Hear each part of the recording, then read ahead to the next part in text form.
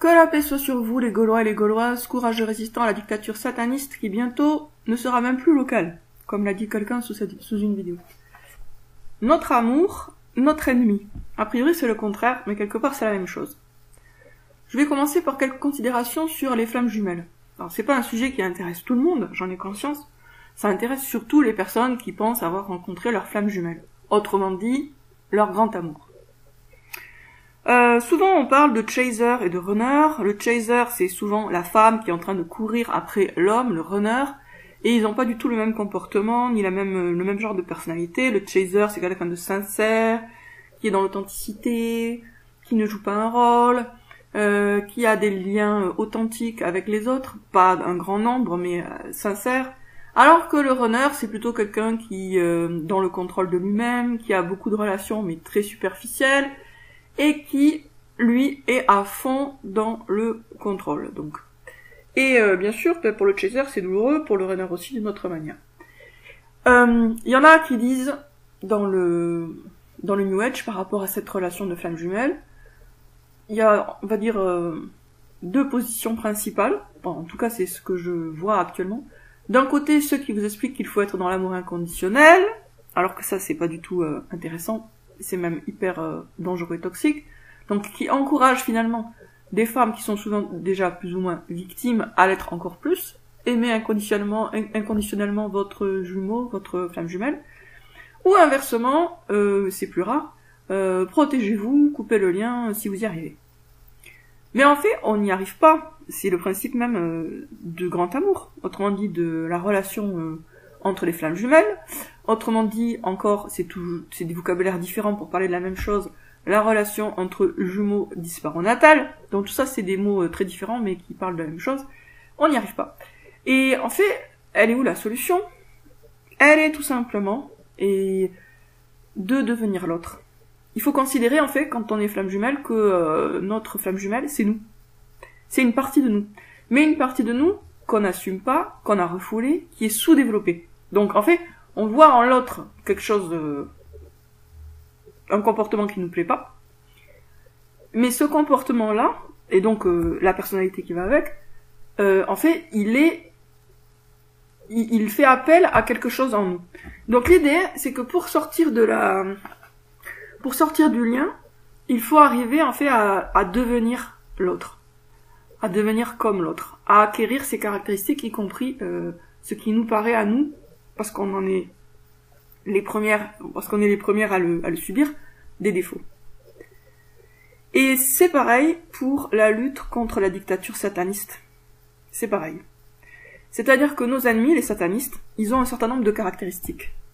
Et nous, si on veut gagner, on doit devenir comme eux. Moins que le satanisme, hein, bien sûr. Alors, sur quel point on doit devenir comme eux, sur quel point on doit les imiter? Sur le côté très déterminé, sur le côté très stratégique, et sur le côté pas trop de scrupules. Alors eux, ils en ont vraiment zéro, donc nous, on va pas aller à ce stade-là, mais de toute façon, par définition, on peut pas aller jusqu'à eux, puisque ça serait devenir sataniste. Mais avoir une mentalité beaucoup plus axée sur les résultats, et beaucoup moins scrupuleuse. Un scrupule, étymologiquement, c'est un caillou dans la chaussure. Autrement dit, c'est quelque chose qui freine. Attendez, je vais vous regarder la définition du scrupule. J'avais trouvé cette étymologie sur le caillou dans la chaussure dans un livre de Pagnol ou un film de Pagnol. Attendez. Scrupule. Pagnol lui-même n'était pas quelqu'un de hyper scrupuleux. C'était pas un méchant non plus, mais enfin, il avait un petit côté escroc, quoi. Alors, scrupule.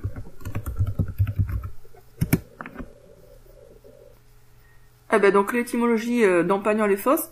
Scrupule, doute d'une personne à propos du caractère moral d'une conduite passée ou à venir. Avoir des scrupules, être sans scrupules, scrupules religieux excessifs. Hésiter à avoir scrupule à faire quelque chose, hésiter à faire quelque chose pour des raisons morales. Donc c'est les doutes et c'est l'hésitation qui en découle. Et ça vient du scrupulus qui signifie souci. Donc les satanistes n'ont vraiment aucun scrupule, mais vraiment aucun pour le coup. Mais bon, c'est normal, ils ont un système de valeurs totalement inversé. Les croyants, ont des scrupules. Et en général, ils en ont trop. En ce sens que ces scrupules les empêchent de lutter efficacement contre la dictature sataniste. Voilà. Donc, on est censé, pour gagner contre les satanistes, devenir un peu plus comme eux. Voire beaucoup plus comme eux. On va pas devenir eux, ça c'est sûr. Hein. Ça reste nos ennemis, ça restera nos ennemis jusqu'au bout. Mais, on est censé récupérer, assimiler, développer un certain nombre de qualités qu'ils ont. Qualités au sens où c'est des caractéristiques qui aident à atteindre n'importe quel objectif. Et nous, on doit se débarrasser de tout ce qui nous empêche à atteindre notre objectif, qui est de supprimer la dictature sataniste. De supprimer le satanisme et les satanistes. Donc il va falloir se réconcilier avec un certain nombre de choses qui nous paraissent d'un point de vue purement moral, discutables. Et voilà, c'est obligé. C'est obligé parce que la guerre étant... si on se bat de manière franche et loyale avec un adversaire déloyal, fourbe, manipulateur, menteur, etc., on perd. Donc il faut apprendre à se battre comme lui. En utilisant la ruse, la stratégie, le mensonge, etc. Il faut apprendre à lutter avec toutes les armes, et pas juste avec certaines armes. Parce qu'en face, ils n'ont pas de scrupules. Donc si nous on a des scrupules et que eux ils en ont pas et qu'on se bat, forcément ils vont gagner. Donc là ce que je vous dis, ça peut vous paraître un peu choquant, mais c'est vraiment le bon sens. Le prophète Mohammed a dit la guerre n'est qu'un jeu de ruse. Voilà. Ruse égale, alors, qu'est-ce qu'il y a dans ruse? On regarde ce qu'il y a dans ruse.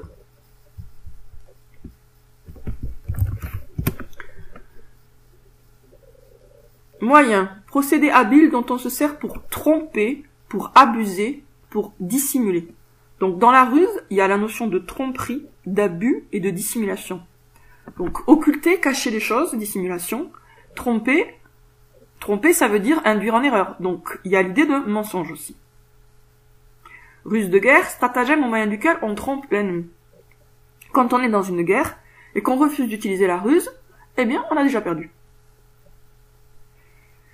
Donc, de la même manière que les flammes jumelles, pour arrêter de souffrir, doivent devenir comme leurs jumeaux, comme leurs flammes jumelles, de la même manière, c'est une comparaison, dans la guerre contre les satanistes, nous devons apprendre à utiliser la ruse et ne pas en rester à des moyens loyaux et honnêtes de se battre. Parce que si on affronte loyalement un adversaire traître, on est foutu dès le départ. Donc c'est même pas la peine de se battre parce que de toute façon on va perdre. Et ce que je dis là, c'est totalement évident, mais je sais que c'est dérangeant à entendre. Mais en même temps, c'est comme ça. Si vous lisez la biographie du prophète Mohammed, vous verrez qu'il y a des fois, il a utilisé la ruse contre ses ennemis. Et il a demandé à certaines personnes de ruser pour atteindre certains objectifs.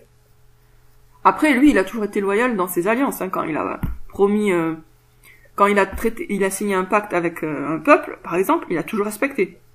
Mais, en dehors de ces cas-là, où il avait fermement promis par un pacte, il n'a pas eu d'état d'âme et de scrupules, justement, face aux ruses, face aux moyens de la ruse.